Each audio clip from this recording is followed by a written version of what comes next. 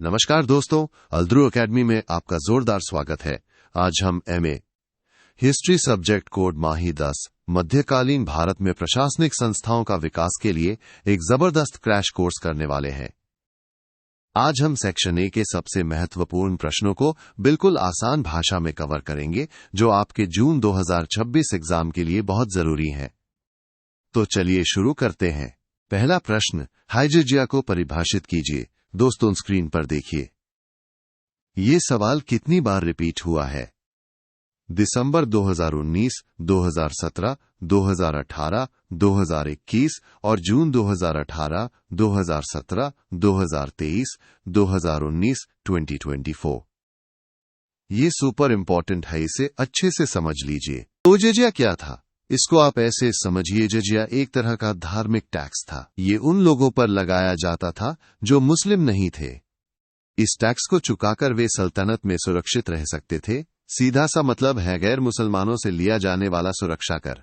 अगला सवाल, विजयनगर साम्राज्य किसने स्थापित किया? दोस्तों ये सवाल भी परीक्षा का फेवरेट है। देखिए कितनी बार पूछा गया है। दिसंबर 2017, 2018, 2016, 2023 और भी कई बार। इसे जरूर याद करिएगा। इसका जवाब बहुत सीधा है। विजयनगर साम्राज्य की स्थापना दो भाइयों हरिहर और बुक्का ने की थी।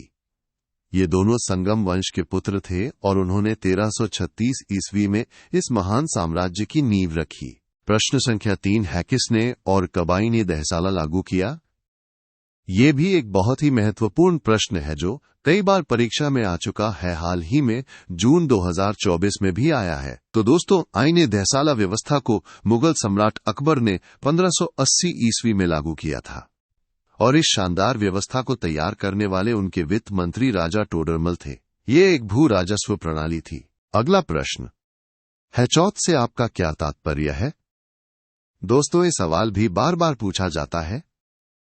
जून 2023 और 2024 में भी आया है। ध्यान से सुनिए। चौथ को समझना बहुत आसान है। चौथ का मतलब है 1/4 यानी 25%। ये एक तरह का टैक्स था जो मराठा शासक शिवाजी अपने दुश्मन राज्यों से उनकी कुल आय का 25% हिस्सा वसूलते थे। प्रश्न 5, कब और कहां महमूद गजनवी की मृत्यु हुई थी? ये भी एक महत्वपूर्ण सवाल है जो कई बार पूछा गया है। इसका सीधा सा जवाब है, सुल्तान महमूद गजनवी की मृत्यु 30 अप्रैल 1030 ईस्वी को गजनी में हुई थी। दोस्तों 1 मिनट रुकिए। अगर आप इस एग्जाम में 75% जोड़ मार्क्स पक्के करना चाहते हैं तो हमारी अल्द्रू एकेडमी की स्पेशल PDF गाइड जरूर डाउनलोड करें। इसमें सभी महत्वपूर्ण प्रश्नों के उत्तर आसान भाषा में दिए गए हैं। इसे डाउनलोड करने का डायरेक्ट लिंक नीचे डिस्क्रिप्शन बॉक्स में दिया गया है। अभी क्लिक करें। चलिए आगे बढ़ते हैं। प्रश्न 6 है, दीवाने कज़ा क्या है? ये सवाल भी देखिए 2023 और 2024 में लगातार पूछा गया है। बहुत महत्वपूर्ण है। दीवाने कज़ा दिल्ली सल्तनत का न्याय विभाग था, मतलब जस्टिस डिपार्टमेंट, और इसका जो सबसे बड़ा प्रमुख होता था वो खुद सुल्तान होता था। तो ये न्याय से जुड़ा विभाग था। अगला प्रश्न है, खानकाह क्या है? ये भी एक बहुत ही कॉमन और महत्वपूर्ण सवाल है। खानकाह का मतलब है सूफी संतों और दरवेशों के रहने की जगह। ये एक तरह का आश्रम होता था जहां वे रहते थे, लोगों को आध्यात्मिक शिक्षा देते थे और उनकी मदद भी करते थे। प्रश्न 8 तारीख, ये फिरोजशाही किसने लिखी? ये भी एक महत्वपूर्ण रचना है जो परीक्षा में बार बार आती है। जून 2024 में भी आई है। दोस्तों तारीख है, फिरोजशाही नाम की किताब जियाउद्दीन बरनी ने लिखी थी। ये फारसी भाषा में लिखी गई एक ऐतिहासिक किताब है। अगला सवाल है, महजर क्या था? ये भी एक इम्पॉर्टेंट टर्म है जो परीक्षा में कई बार पूछा गया है। महजर सम्राट अकबर द्वारा जारी किया गया एक घोषणा पत्र था। इसके जरिए अकबर ने धार्मिक मामलों में खुद को सबसे बड़ा और अंतिम निर्णायक घोषित कर दिया था। मतलब धर्म से जुड़े विवादों में आखिरी फैसला बादशाह का होगा। प्रश्न 10, हिंदू विधि का संस्थापक किसे कहा जाता है? ये सवाल भी कई बार रिपीट हुआ है। इसका उत्तर हेमनु तथा अन्य स्मृतिकारों को हिंदू विधि का संस्थापक माना जाता है। इन्हीं की लिखी स्मृतियों के आधार पर न्याय और कानून के फैसले दिए जाते थे। अगला प्रश्न, इजारेदारी व्यवस्था को परिभाषित कीजिए। ये भी एक महत्वपूर्ण आर्थिक व्यवस्था थी। इजारेदारी व्यवस्था को आप एक कॉन्ट्रैक्ट सिस्टम या ठेका प्रणाली समझ सकते हैं। इसमें सरकार भू राजस्व वसूलने का काम सबसे ऊंची बोली लगाने वाले को एक निश्चित समय के लिए ठेके पर दे देती थी। प्रश्न 12, दाग और हुलिया चेहरा क्या था? ये एक बहुत ही प्रसिद्ध सैन्य सुधार था। इसको ऐसे समझिए, दाग घोड़ों पर मुहर लगाकर उन्हें चिन्हित करने की प्रथा थी ताकि अच्छे घोड़ों को बदला न जा सके।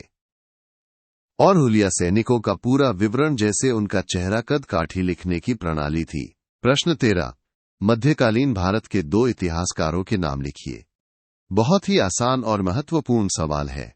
मध्यकालीन भारत के 2 सबसे प्रमुख इतिहासकार थे जियाउद्दीन बर्नी और अबुल फजल। इनके नाम अच्छे से याद कर लीजिए। अगला सवाल, अबुल फजल द्वारा लिखी पुस्तक का नाम बताइए। ये सवाल भी बहुत बार आता है। अबुल फजल ने 2 बहुत ही प्रसिद्ध किताबें लिखी है, आइन-ए-अकबरी और अकबरनामा। ये दोनों ही अकबर के शासनकाल का विस्तृत विवरण देती हैं। प्रश्न 15, टंका और जीतल क्या है? ये सवाल भी देखिए, 2023 और 2024 में पूछा गया है। टंका और जीतल दिल्ली सल्तनत के समय के सिक्के थे।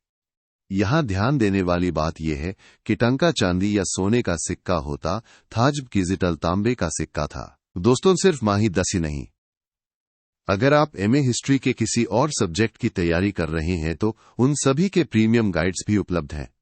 सभी सब्जेक्ट्स के डाउनलोड लिंक आपको नीचे डिस्क्रिप्शन बॉक्स में मिल जाएंगे। चलिए अगला प्रश्न देखते हैं। प्रश्न 16, मुगल शासनकाल में दीवान-ए-बयूतात कौन था? ये भी 2024 की परीक्षा में आया है। दीवान-ए-बयूतात मुगल काल में शाही कारखानों का मुख्य अधिकारी होता था। इसका काम कारखानों की देखरेख करना और जरूरी सामान की आपूर्ति सुनिश्चित करना था। प्रश्न 17, रैयती और जमींदारी गांव क्या थे? ये भी एक महत्वपूर्ण सवाल है। इन दोनों में एक छोटा सा फर्क है। रैयती गांव वो होते थे जहां राज्य सीधे किसानों से भू राजस्व वसूलता था, जबकि जमींदारी गांव में टैक्स वसूलने का काम जमींदार करते थे और फिर सरकार को जमा कराते थे। अगला प्रश्न, फतवा-ए-जहादारी किसने लिखी? फतवा-ए-जहादारी नाम की किताब भी जियाउद्दीन बर्नी ने ही लिखी थी। यह राजनीति और शासन कला पर लिखी गई एक महत्वपूर्ण पुस्तक है। प्रश्न 19, मदद-ए-माश को समझाइए। मदद-ए-माश मुगल काल में दी जाने वाली एक तरह की मदद थी। इसमें विद्वानों, धार्मिक लोगों या जरूरतमंदों को टैक्स फ्री जमीन दी जाती थी ताकि वे अपना गुजारा कर सके। और हमारा आज का आखिरी प्रश्न है, खुद काश्त के बारे में आप क्या जानते हैं?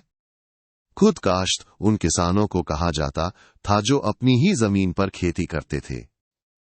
मतलब वे उस जमीन के मालिक भी होते थे और उस पर खेती भी खुद ही करते थे। तो दोस्तों, ये थे हमारे टॉप 20 सबसे महत्वपूर्ण प्रश्न। मुझे उम्मीद है कि आपको सब कुछ अच्छे से समझ आ गया होगा। परीक्षा के लिए आपको ढेर सारी शुभकामनाएं। इस वीडियो को लाइक करना और चैनल को सब्सक्राइब करना मत भूलना। और हाँ, पूरी गाइड के लिए डिस्क्रिप्शन बॉक्स जरूर चेक करें। याद रखिए, मेहनत का फल सफलता है। Best of luck.